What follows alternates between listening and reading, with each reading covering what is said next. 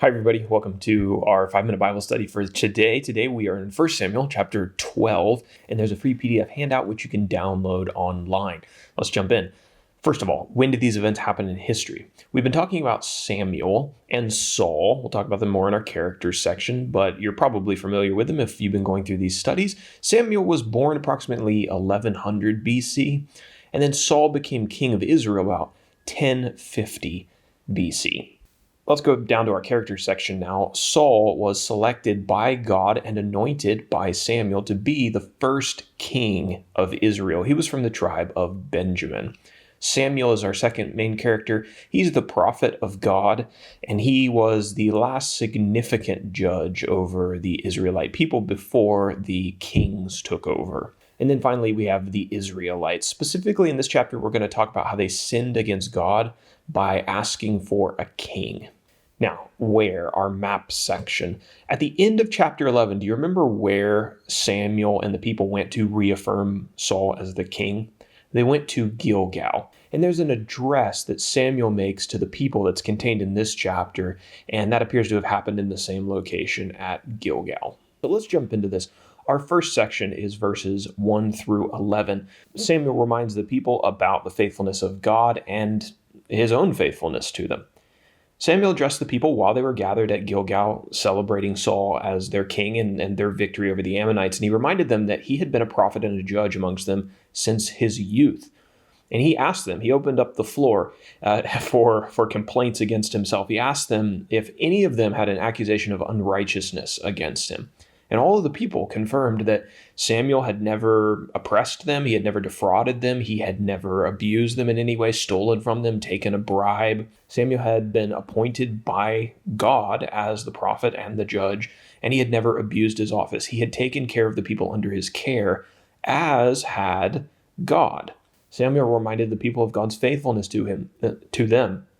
How God led them out of Egypt. He had given them the land of Canaan. He had cared for them and given them judges to help their nation to progress in a positive way. The only time that the Israelites ever got in trouble or their nation ever failed was when they started ignoring God's commands and God's judges and decided they were going to worship false gods instead of the true God. Even after extended periods of disobedience, and this is what the book of Judges is about if you're with us for that study, God was always willing to forgive his people and to send them judges to save them from their enemies. So basically, Samuel is saying God's system has always worked.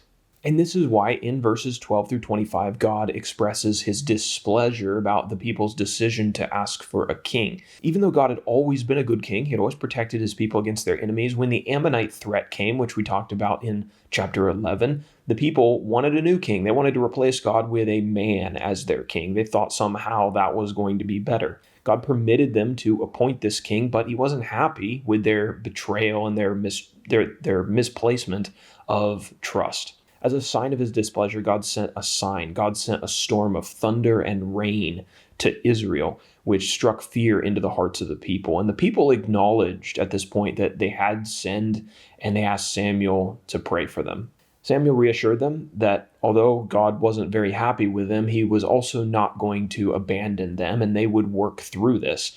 Quote, "For the Lord will not forsake his people for his great name's sake, because it has pleased the Lord to make you a people for himself." That's verse 22. If Israel would serve the Lord and keep his commandments, God would bless them and he would bless their king, this new system of government. But if they turned away from God, their king was not going to save their nation from ruin. So really, it just all comes back to God once again. Our application is directly related to these same ideas. Take a deep introspective look at your own actions before blaming the system for your problems. The only time that the Israelites failed, the only time their nation fell apart, the only time they were oppressed was when they disobeyed God.